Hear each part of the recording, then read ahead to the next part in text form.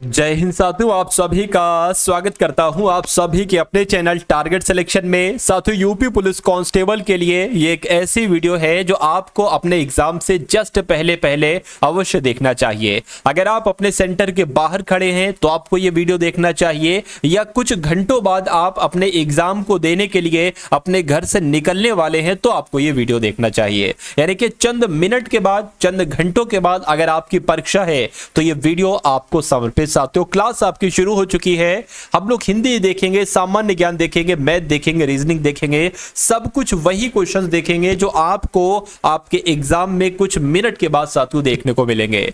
चलिए, तो अगर आप वर्दी लेना चाहते हैं इन सभी सवालों को देखिएगा।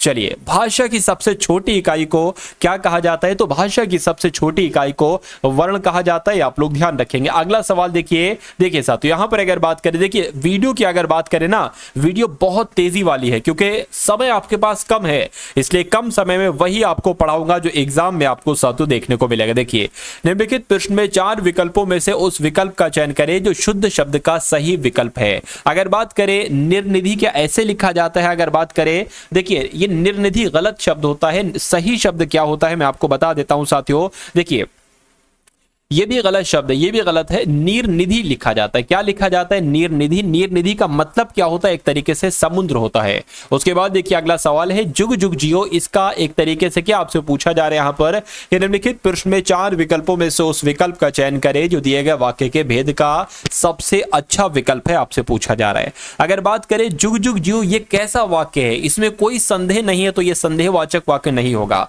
जुग जुग जियो में एक इच्छा जताई जा रही है तो मैं कहूंगा ये एक इच्छावाचक वाक्य हो जाएगा। इसमें कोई प्रश्न में नहीं पूछा जा रहा है और यह विधानवाचक वाक्य भी नहीं होगा।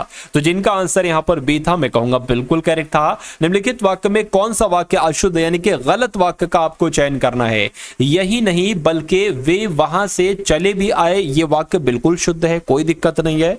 मेरे लिए बर्फ और आग लगाओ, क्या मेरे लिए बर्फ और आग लाओ, ये भी कोई दिक्कत नहीं है। व्यायाम करना चाहिए जिससे कि स्वस्थ रहे।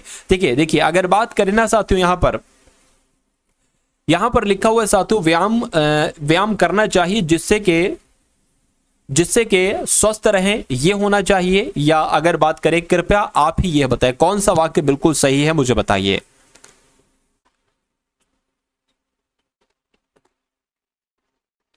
मेरे हिसाब से अगर बात करें तो ऑप्शन नंबर सी वाले में मुझे दिक्कत लग रही है। दिक्कत कहां पर लग रही है मैं आपको बता देता हूं। देखिए, व्यायाम करना चाहिए ताकि स्वस्थ रहें, तो यहां पर साथियों ताकि आना चाहिए, जिससे कि थोड़ी ना आना चाहिए।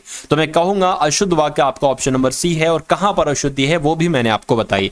अब उसके बाद देखिए अगला सवाल है आपके स्क्रीन पर कि निशा को कल राघव के घर आने के लिए बोल दो। इस वाक्य में क्रिया संबंधित त्रुटि पहचान कर निम्नलिखित में से शुद्ध वाक्य चुनिए। देखिए, निशा को कल राघव के घर आने के लिए बोल दो, ये होना चाहिए। या निशा को कल राघव के घर आने के लिए बता दो, ये भी गलत है। निशा को कल राघव के घर आने के लिए कह दो ज्यादा बढ़िया रहेगा, ना कि बोल दो ज्यादा बढ़िया रहेगा। तो मैं कहूंगा साथियों कि आपका राइट आंसर किस ऑप्शन के साथ जाएगा? ऑप्शन नंबर बी के साथ जाएगा।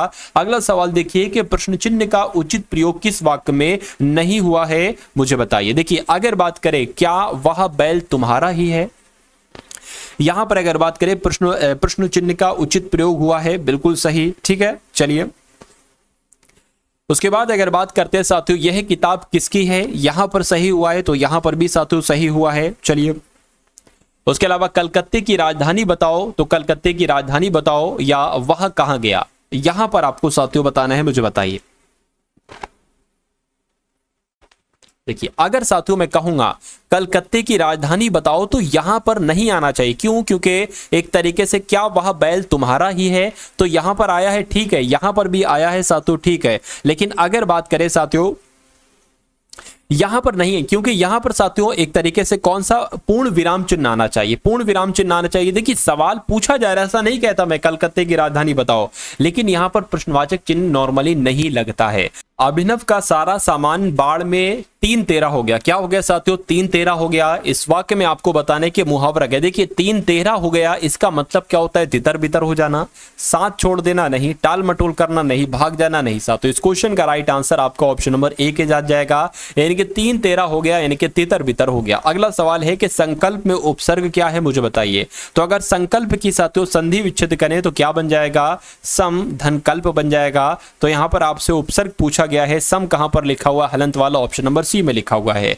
उसके बाद देखिए भवदीय शब्द में साथियों प्रत्यय क्या हो जाएगा, मुझे बताइए। भवदीय शब्द में प्रत्यय क्या हो जाएगा? अगर इसकी संधि विच्छेद की बात करें तो क्या क्या बनेगा साथियों, मैं आपको बता देता हूं। एक तो भवत बन जाएगा और उसके अलावा साथियों ये बन जाएगा, यानी कि ये आपका क्या हो जाएगा, मैं कह सकता हूं प्रत्यय हो जाएगा। तो जिनका आंसर यहां पर सी है बिल्कुल करेक्ट है। अगला सवाल है आपकी स्क्रीन पर कि निम्नलिखित में से कोई एक स्वर संधि का उदाहरण मुझे बता दीजिए। फटाफट साथियों कमेंट करके आप लोग यहां पर आंसर मुझे बता दीजिए। चलिए देखिए साथियों, यहां पर अगर बात करते हैं कोई एक स्वर संधि का उदाहरण आपसे पूछा जा रहा है। यहां पर अगर सदैव की अगर बात करें तो यहां पर वृद्धि स्वर संधि हो जाएगी, वृद्धि स्वर संधि हो जाएगी, बाकी यहां पर नहीं है कोई भी स्वर संधि। उसके बाद देखिए अगला सवाल है आपके स्क्रीन पर कि दिए गए संधि विच्छेद में से अशुद्ध संधि विच्छेद वाले विकल्प का चयन कीजिए। तो अगर बात करें अशुद्ध वाला साथियों कौन सा है, मुझे बताइए। चलिए देखिए वागीश का संधि विच्छेद होता है वाक धन ईश, बिल्कुल सही। उद्धृत का संधि विच्छेद होता है उत धनरत, बिल्कुल सही। नीरस का संधि विच्छेद होता है निह धन रस, बिल्कुल सही। लेकिन तत्छाया का संधि विच्छेद साथियों तद धन छाया नहीं होता है। छाया तो यहां पर सही है, लेकिन यहां पर साथियों तत् आएगा। क्या आएगा? तत् आएगा। तो मैं कह सकता हूं कि आंसर आपका किस ऑप्शन के साथ जाएगा? ऑप्शन नंबर डी के साथ जाएगा। घनश्याम में साथियों कौन सा समास है? तो घनश्याम में कौन सा समास है साथियों? बहुब्रीहि समास है। क्या बहुब्रीहि समास है साथियों? इसलिए जिनका राइट आंसर यहां पर है सी, मैं कहूंगा बिल्कुल करेक्ट है। अगला सवाल है आपके स्क्रीन पर कि निम्नलिखित वाक्यांश को ध्यानपूर्वक पढ़ें और बताएं कि यह किस समास का उदाहरण है। तो सिंह रूपी नर यानी कि नरसिंह, तो यहां पर कर्मधारय समास आपका हो जाएगा। नरसिंह में कौन सा समास है? कर्मधारय समास है।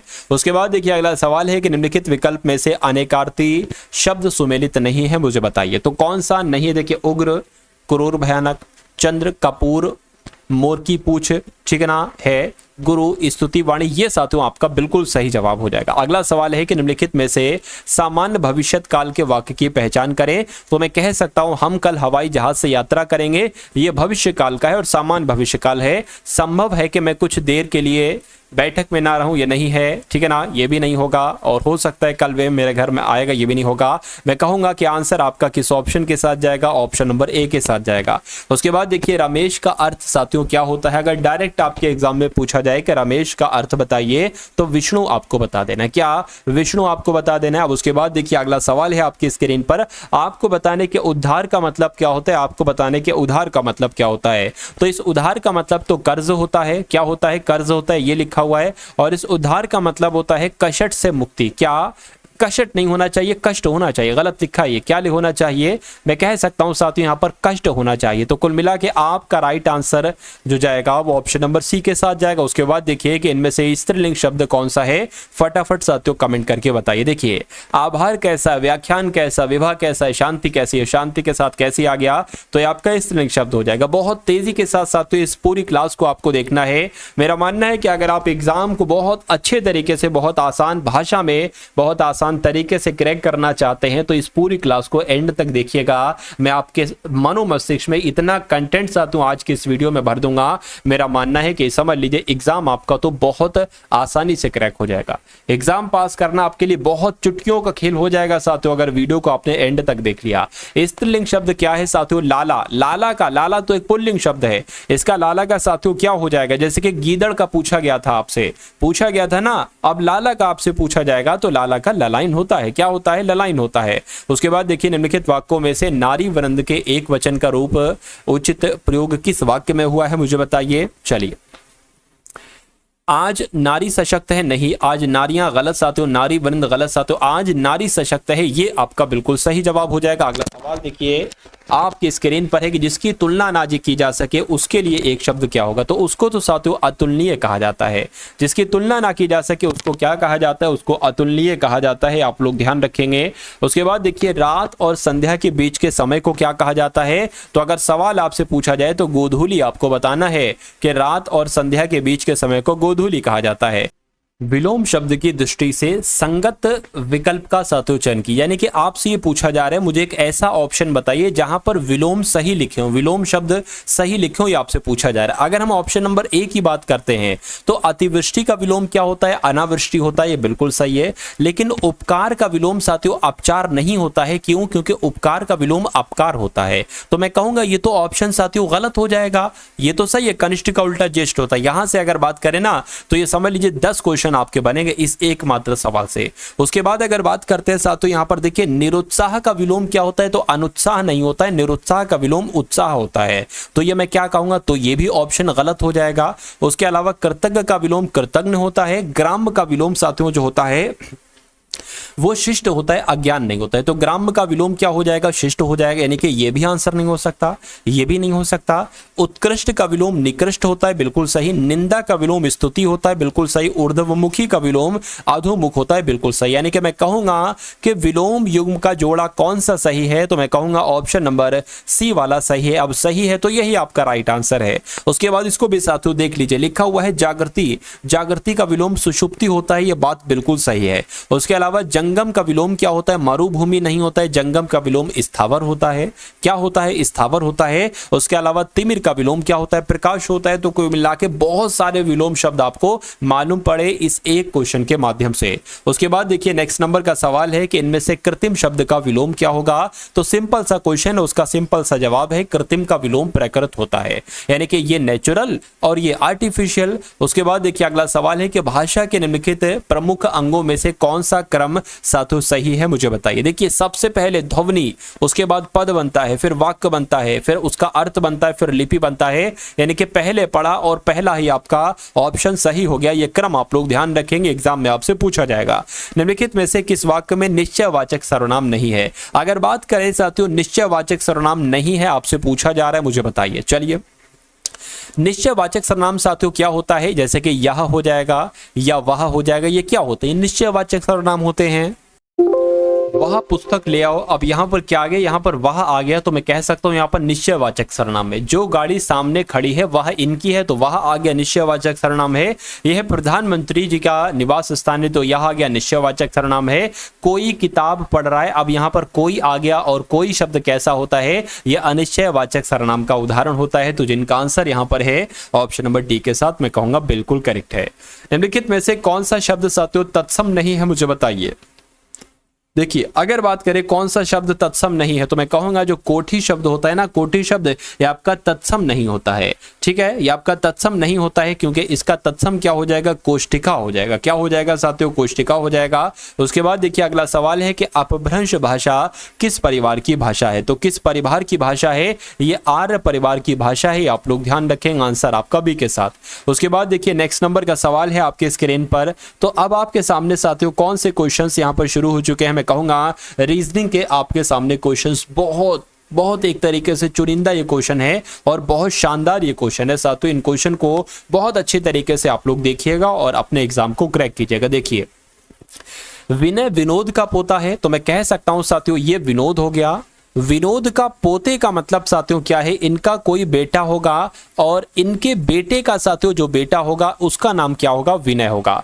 तभी तो साथियों विनय विनोद का पोता होगा जाकर। और कह रहे हैं कि और विशाल क्या कहा जा रहा है साथियों, विशाल वेदांत का पोता है, यानी कि जो विशाल है ना, विशाल उसी प्रकार से साथियों विशाल जो है ना, विशाल का कोई पिता होगा और उसका कोई पिता होगा और उसके पिता का नाम क्या है साथियों, वेदांत है। ये बात आपको यहाँ पर समझाई गई है, तो इतनी सी बात आप लोग समझ गए। उसके बाद कहने के विनोद और वेदांत, यानी कि विनोद और वेदांत भाई भाई हैं, तो ये दोनों भाई भाई हो गए। यानी कि विशाल के पिता, विशाल का पिता कौन है साथियों, विशाल का पिता का विनय के पिता से साथियों क्या संबंध है। अब देखिए विशाल का पिता, विशाल ये हो गया, विशाल का पिता का विनय के पिता से साथियों क्या संबंध हो गया, ये आपसे यहां पर पूछा जा रहा है। जब ये दोनों भाई हैं और ये दोनों उनके बच्चे हैं, तो मैं कहूंगा दोनों चचेरे भाई बहन हैं। दोनों चचेरे भाई हैं, इसलिए आंसर आपका जाएगा चचेरे भाई। एक निश्चित कूट भाषा में फैमिली को क्या लिखा जाता है, यानी कि FAMILY को क्या लिखा जाता है, FILAMY लिखा जाता है। तो उसी प्रकार उसी कूट भाषा में साथियों ACTIV को क्या लिखा जा सकता है। जब आप साथियों इसको हम देखें कि यहाँ पर असल में लॉजिक क्या लगा हुआ है साथियों, तो FAMI क्या FAMILY, ठीक है। यहां पर अगर बात करते हैं साथियों FI क्या हो जाएगा साथियों, FI हो जाएगा और L हो जाएगा और A हो जाएगा और M साथियों Y हो जाएगा। यहां पर अगर बात करें, देखिए ये जो पहला लेटर है वैसे ही लिख दिया गया, ये जो अंतिम लेटर है वैसे ही लिख दिया गया।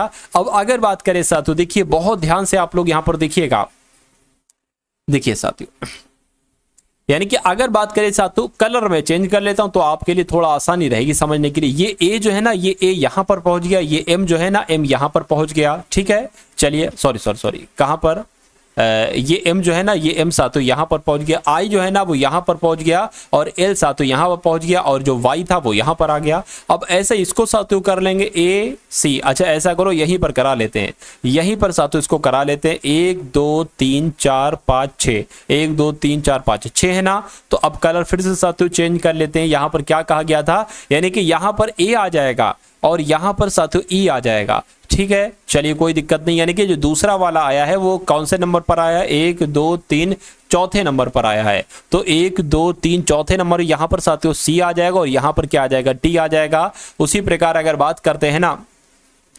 आपका जो बचा वी आपका साथियों यहां पर आ जाएगा और ई आपका यहां पर आ जाएगा। और अब आपको देखना है कि ऐसा ऑप्शन में कहां पर लिखा हुआ है, ठीक है ना। क्या देखना है साथियों, ऐसा ऑप्शन में कहां पर लिखा हुआ है। एक सेकंड रुकिए, देखिए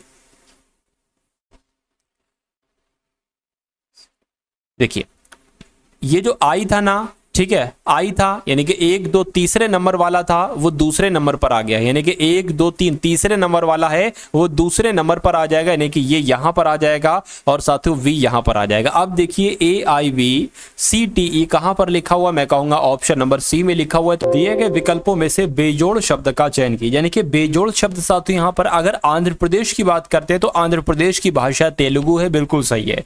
केरल की अगर बात करते हैं साथियों तो केरल की साथियों मलयालम है, केरल की क्या है, मलयालम। ये अगर बात करें साथियों मलयालम भाषा है, कन्नड़ भाषा नहीं है। उसके अलावा गोवा की बात करें साथियों तो कोंकणी है और मेघालय की खासी है। तो मैं कहूंगा कि अगर आपका आंसर यहां पर है साथियों किसके साथ, ऑप्शन नंबर बी के साथ, तो बिल्कुल करेक्ट है। चलिए उसके बाद देखिए अगला सवाल है आपकी स्क्रीन पर, देखिए और मुझे बताइए राइट आंसर आपका क्या हो सकता है कि पुलिस विभाग के प्रमुख के रूप में जिला स्तरीय सुरक्षा की देखरेख कौन करते हैं, तो साथियों एसपी करते हैं। आंसर आपका बी के साथ जाएगा। उसके बाद देखिए नेक्स्ट नंबर का सवाल है कि अब डायरेक्शन वाला साथियों आपके सामने यहाँ पर सवाल आया है, तो इस सवाल को देखिए और मुझे बताइए राइट आंसर क्या है कि अपने स्कूल से निकलने के बाद कैटरीना दक्षिण दिशा में एक आइसक्रीम पार्लर तक पहुंचने के लिए 40 मीटर चलती है। तो स्कूल से निकली और दक्षिण की तरफ गई और 40 मीटर चली। उसके बाद कह रहे वहां से वो बाईं ओर मुड़ती है और स्टॉप तक पहुंचने के लिए 15 मीटर चलती है। तो साथियों यहां पर वो गई और 15 मीटर साथियों वो चली।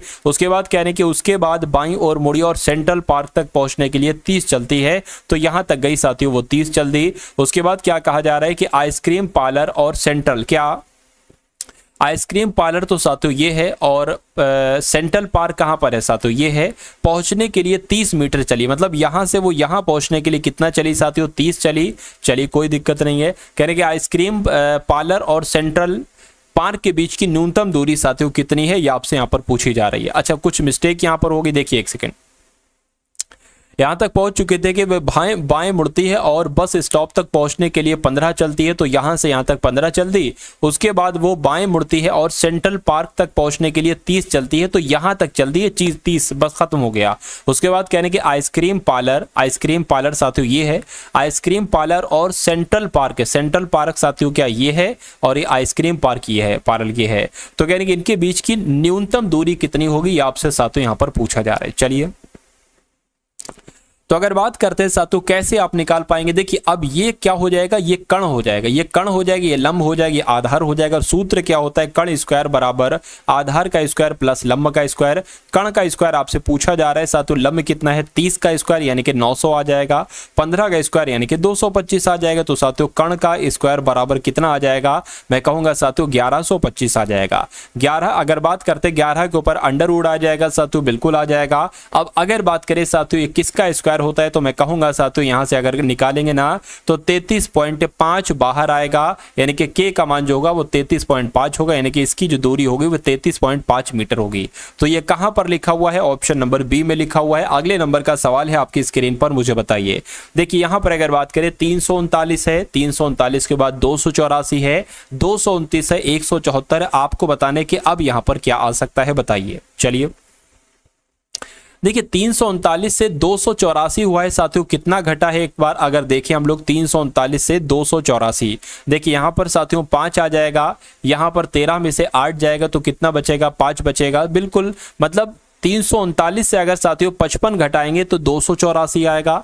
284 से कितना घटा है साथियों, 229 है, मैं कहूंगा 55 ही घटेगा।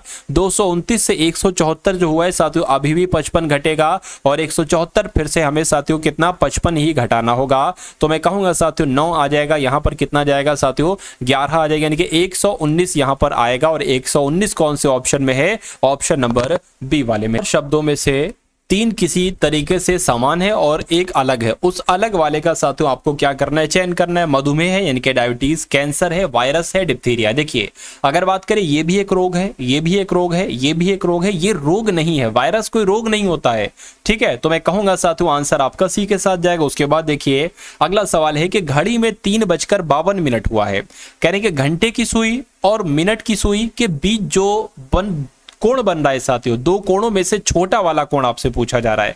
तो कुल मिला के अगर बात करें घंटे और मिनट की सुई के बीच कौन सा कोण बन रहा है, तो इसका एक सूत्र होता है साथियों। क्या सूत्र होता है वो भी मैं आपको यहां पर साथियों बता देता हूं, चलिए कोई दिक्कत नहीं है। देखिए 11/2 क्या 11/2, और साथियों अगर बात करते हैं यहां पर मिनट आ जाएगा, ठीक है, क्या आ जाएगा मिनट, और डिफरेंस यानी कि -30 गुणा घंटे आ जाएगा। 30 गुणा घंटे, घंटे क्या है साथियों 3 और मिनट क्या है 52। तो 11/2 गुणा मिनट कितने यानी कि 52 माइनस 30 गुणा क्या आ जाएगा 3 आ जाएगा।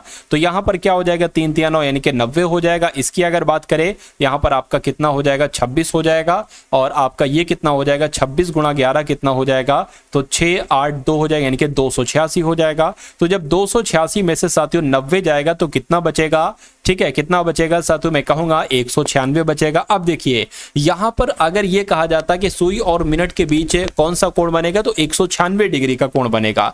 लेकिन आपसे यहां पर साथियों कहा जा रहा है कि सुई और मिनट की सुई के बीच बने 2 कोणों में से छोटा वाला कोण क्या है। तो छोटा कोण पता कैसे निकालेंगे, 360 में से इसको माइनस कर देंगे 196 को। तो मैं कहूंगा यहां पर साथियों 4 बचेगा, यहां पर ये 15 हो जाएगा साथियों, आपका 6 आ जाएगा और 1 आ जाएगा, यानी कि 164 डिग्री का कोण बनेगा। इसलिए जिनका आंसर है ऑप्शन नंबर सी के साथ मैं कहूंगा बिल्कुल करेक्ट है।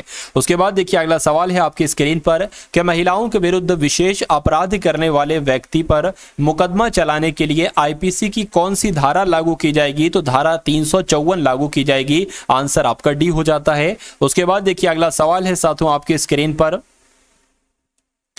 तो साथियों यहां पर अगर बात करें, बढ़िया सवाल है, इसको बड़ा कर देता हूं मैं आपके लिए। देखिए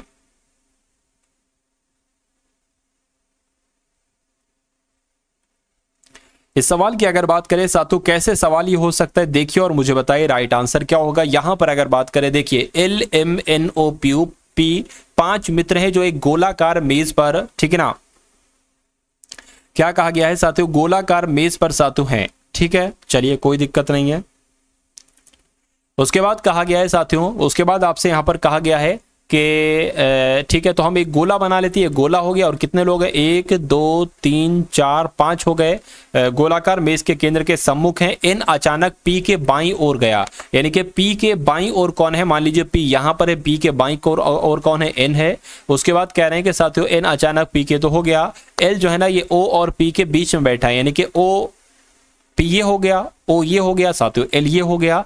उसके बाद क्या कह रहे हैं साथियों, अब देखिए बचा कौन, एल भी हो गया, एम बचा है ना, तो एम साथियों यहाँ पर आ जाएगा। अब क्या पूछा जा रहा है कि एम और एल के बीच में कौन बैठा है, एम ये है, एल ये है, कौन बैठा है बीच में, ओ बैठा है, तो ओ आपका साथियों बिल्कुल सही और सटीक जवाब हो जाएगा। उसके बाद देखिए अगले नंबर का सवाल है कि कौन सा कानून कन्या भ्रूण हत्या पीड़ितों की हत्या पर रोक लगाता है, तो कौन सा कानून लगाता है, पीसीएनडीटी लगाता, अधिनियम लगाता है, ये आप लोग ध्यान रखेंगे। उसके बाद देखिए 4 अक्षर समूह दिए गए हैं जिसमें से 3 किसी प्रकार एक समान है और एक बेजोड़ है, उस बेजोड़ अक्षर समूह को साथियों आपको बताना है कि वो कौन सा है। देखिए यहां पर अगर बात करें G7 पर होता है, D4 पर होता है, B2 पर होता है, K11 पर होता है, H8 पर होता है, E5 पर होता है, Z26 पर होता है, W23 पर होता है, T आपका 20 पर होता है, उसी प्रकार L18 पर होता है, O15 पर होता है और L12 पर होता है। यहां पर साथियों अगर बात करें देखिए इसमें 3 घटाया गया है, इसमें 3 घटाया गया है, इसमें 3 घटाया गया है, इसमें 3 घटाया गया है, इसमें भी 3 घटाया, इसमें भी 3 घटाया गया है। इसमें अगर बात करते साथियों 3 घटाया गया लेकिन यहां पर 2 घटाया गया है, तो मैं कहूंगा सबसे अलग कौन सा होगा, तो सबसे अलग साथियों ऑप्शन नंबर ए वाला हो जाएगा और यही आपका राइट आंसर है। चलिए भाई उसके बाद देखिए नेक्स्ट नंबर का सवाल है साथियों, इस क्वेश्चन को देखिए और मुझे बताइए राइट आंसर क्या है। हीट कोल्ड से संबंधित है, उसी प्रकार नाइट से संबंधित क्या होगा साथियों मुझे बताइए। चलिए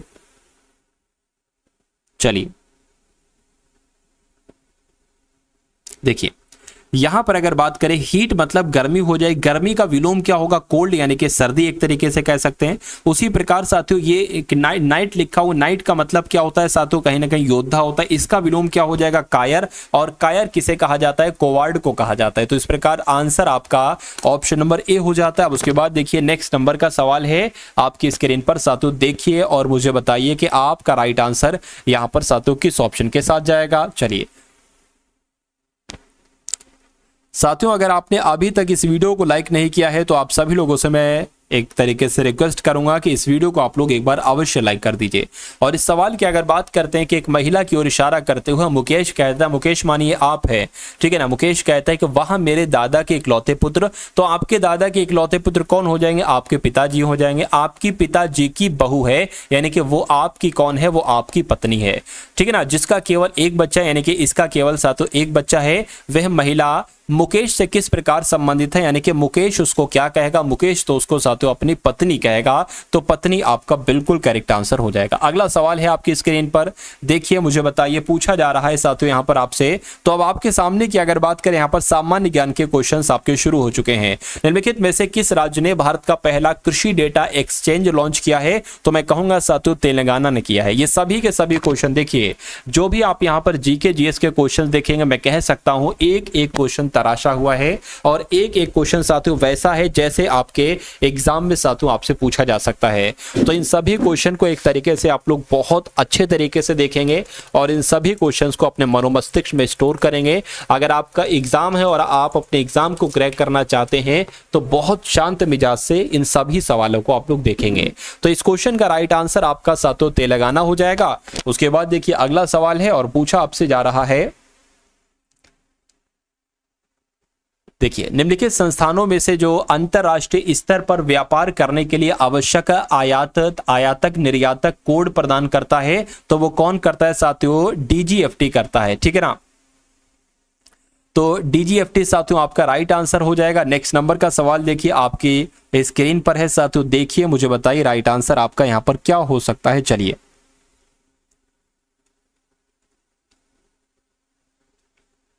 चलिए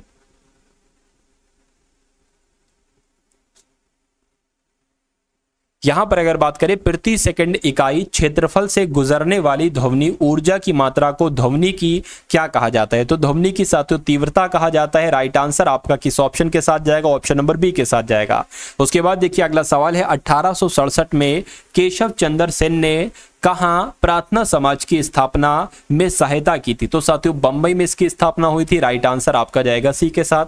क्या उपाय किया जाना चाहिए जिससे निकट भविष्य में संभावित संसाधन का उपयोग किया जा सके, तो संसाधन से जुड़ी हुई प्रौद्योगिकी के स्तर को बढ़ाना चाहिए, बिल्कुल साथियों बढ़ाना चाहिए, यही आपका राइट आंसर हो जाएगा। उसके बाद देखिए कार्बी आंगलोंग पठार निम्नलिखित में से किसका विस्तार है, तो मैं कहूंगा प्रायद्वीपीय पठार का विस्तार है। राइट आंसर आपका जाएगा ऑप्शन नंबर डी के साथ। साथ। उसके बाद देखिए अगला सवाल है 620 ईस्वी में दक्कन में चालुक्य साम्राज्य पर आक्रमण किसने किया, जिस पर पुलकेशिन द्वितीय का शासन था। तो अगर बात करें हर्षवर्धन साथियों, आपका यहां पर बिल्कुल करेक्ट आंसर हो जाएगा।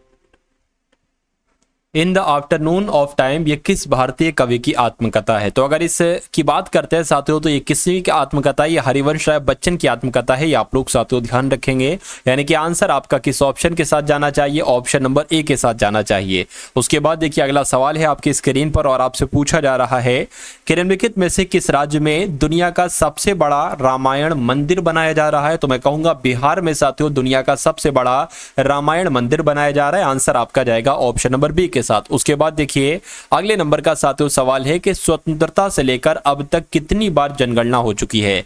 तो अब तक कितनी बार साथियों जनगणना हो चुकी है, अब तक 7 बार जनगणना हो चुकी है। ये आपका बिल्कुल सही जवाब हो जाएगा। चलिए उसके बाद देखिए रेडियो तरंगों का परावर्तन करने वाली वायुमंडलीय परत साथियों को क्या कहा जाता है। तो इसको क्या कहा जाता है, इसको आयन मंडल कहा जाता है। राइट आंसर आपका जाएगा ऑप्शन नंबर ए के साथ। उसके बाद देखिए अगला सवाल है उत्तर प्रदेश की पूरी लंबाई के साथ चलने वाली संक्रमणकालीन पट्टी को साथियों क्या कहा जाता है। तो इसको क्या कहा जाता है, अगर आपके एग्जाम में सवाल आ जाए तो साथियों इस पट्टी को भावर कहा जाता है। आंसर आपका जाएगा सी के साथ। उसके बाद देखिए साथियों ग्रहों के ओर चक्कर लगाने वाले खगोलीय पिंडों को क्या कहा जाता है। यहां पर अगर बात करें साथियों, अगर अभी तक आपने इस वीडियो को लाइक नहीं किया है तो तुरंत साथियों वीडियो को लाइक कर देंगे, और चैनल पर आप लोग नए हैं, चैनल को अभी तक आपने साथियों सब्सक्राइब नहीं किया है तो तुरंत इस चैनल को सब्सक्राइब भी जरूर कर लेंगे, ठीक है।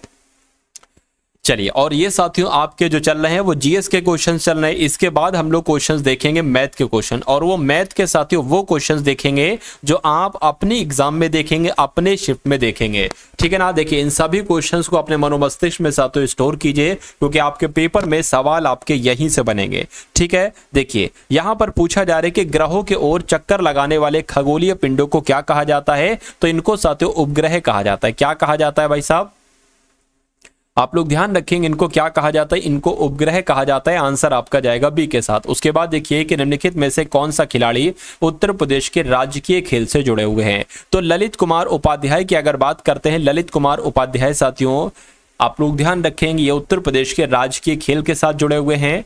गैर कृषि उत्पाद बाजार पहुंच किस संगठन का हिस्सा है। तो ये साथियों किस संगठन का हिस्सा है, ये वर्ल्ड ट्रेड ऑर्गेनाइजेशन का हिस्सा है, यानी कि विश्व व्यापार संगठन का हिस्सा है। उसके बाद देखिए राज्य और उसके राज्य पक्षी के संबंध में सही युग्म ज्ञात कीजिए। तो साथियों सही युग्म अगर ज्ञात करें ना तो महाराष्ट्र पीले पैरों वाला हरा कबूतर, ये आपका बिल्कुल सही जवाब हो जाए, यानी कि राज्य और उसके राज्य पक्षी वाला जो सही ऑप्शन है वो साथियों ऑप्शन वाला कौन सा साथियों ऑप्शन है, ऑप्शन नंबर सी वाला है। उसके बाद देखिए नेक्स्ट नंबर का सवाल है कि निम्नलिखित में से किसे कोशिका की आत्मघाती थैली कहा जाता है। तो अगर आपके एग्जाम में ये सवाल आए तो लाइसोसोम आपको बता देना है, क्योंकि लाइसोसोम को ही साथियों कोशिका की आत्मघाती थैली कहा जाता है।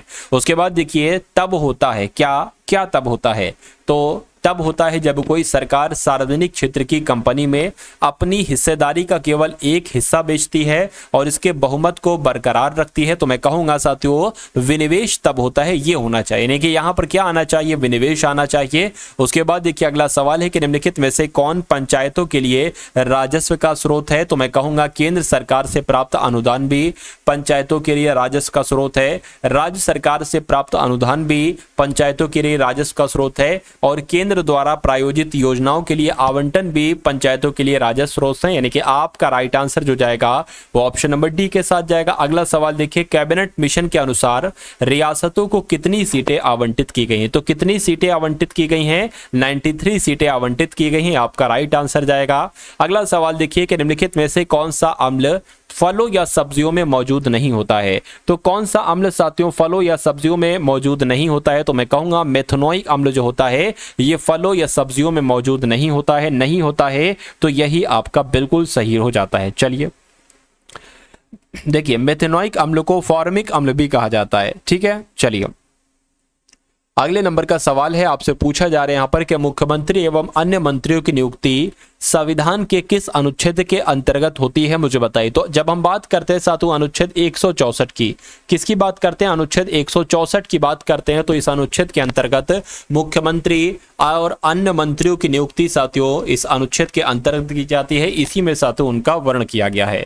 उसके बाद देखिए, शिक्षा मंत्रालय की समग्र शिक्षा योजना के तहत स्कूलों और छात्रावासों का नाम बदल दिया जाएगा। तो यहां पर अगर बात करते हैं शिक्षा मंत्रालय की समग्र शिक्षा योजना के तहत, ठीक है ना, स्कूलों और छात्रावासों का नाम बदल दिया जाएगा नेताजी सुभाष चंद्र बोस। तो आपका राइट आंसर साथियों किस ऑप्शन के साथ जाएगा, ऑप्शन नंबर बी के साथ जाएगा। उसके बाद देखिए अगला सवाल है कि उस अनुप्रयोग की पहचान कीजिए जिसमें सौर सेल का उपयोग नहीं किया जाता है। तो किसमें नहीं किया जाता है साथियों, लिफ्ट प्रणाली में नहीं किया जाता है। अब नहीं किया जाता है तो यही आपका राइट आंसर हो जाएगा। अगला सवाल देखिए कि किस संगठन ने भारतीय वैज्ञानिक भूवैज्ञानिक सर्वेक्षण प्रशिक्षण संस्थान को आधि उत्तम के रूप में भी मान्यता दी है। तो किसकी बात चल रही है, मैं कहूंगा राष्ट्रीय प्रत्यायन शिक्षा बोर्ड इस क्वेश्चन का साथियों, प्रशिक्षण बोर्ड इस क्वेश्चन का बिल्कुल सही जवाब हो जाएगा। अगला सवाल है बाबा फरीद का संबंध किस क्षेत्र से है, मुझे बताइए। तो बाबा फरीद का संबंध साथियों किस क्षेत्र से है, मैं कहूंगा पंजाब से है। उसके बाद देखिए जनगणना 2011 के अनुसार निम्नलिखित में से किस राज्य में सबसे कम जनसंख्या दर्ज की गई थी। तो किसकी बात चल रही है साथियों, सिक्किम की बात चल रही है। आपका बिल्कुल सही जवाब हो जाएगा, ठीक है। तो ये सभी क्वेश्चन साथियों आप लोगों ने यहाँ पर देखे। ये क्लास आपको कैसी लगी एक बार जरूर बताइएगा। इस वीडियो को लाइक कीजिएगा, वीडियो को साथियों शेयर कीजिएगा। और जिस पीडीएफ का मैंने जिक्र किया था कि 2 पीडीएफ आपको दी जा रही, एक तो यूपी पुलिस कांस्टेबल 2018 से लेकर 2024 तक के सभी पेपर सॉल्यूशन के साथ, और साथियों 10 मॉडल पेपर आपको दिए जा रहे हैं। जैसा पेपर आपका आ रहा है वैसे ही साथियों 10 मॉडल पेपर आपको दिए जा रहे हैं। मेरा मानना है इन दोनों पीडीएफ को अगर आप पढ़ लेते तो आपका 65 से 70% पेपर आपका यहीं से साथियों फंसेगा। तो ये दोनों पीडीएफ आपको सिर्फ 45 रुपए में दी जा रही है, ठीक है। डिस्क्रिप्शन में लिंक है व्हाट्सएप पर पीडीएफ प्राप्त करने का। इस लिंक पर जब आप साथियों क्लिक करेंगे तो आप हमारे व्हाट्सएप पर आ जाएंगे। वहां पर आपको एक क्यूआर कोड दिया जाएगा। उस क्यूआर कोड पर साथियों 45 का पेमेंट करके आप इन दोनों पीडीएफ को साथियों प्राप्त कर लेंगे। तो मिलते हैं हम सभी लोग आने वाली वीडियो में साथियों। पिछले 10 दिन की अगर आपके पास अभी कुछ समय है तो डिस्क्रिप्शन में व्हाट्सएप ग्रुप का लिंक है, जब आप उसको ज्वाइन कर लेंगे उसमें जाएंगे तो पिछले 10 दिन की वीडियोस आपके सामने आ जाएंगी। उनको साथियों एक बार अपने एग्जाम में जाने से पहले जरूर देख लेना, क्योंकि मोस्टली एग्जाम आपको वहीं से देखने को मिलेगा। तो मिलते हैं हम सभी लोग आने वाली वीडियो में। जय हिंद साथियों।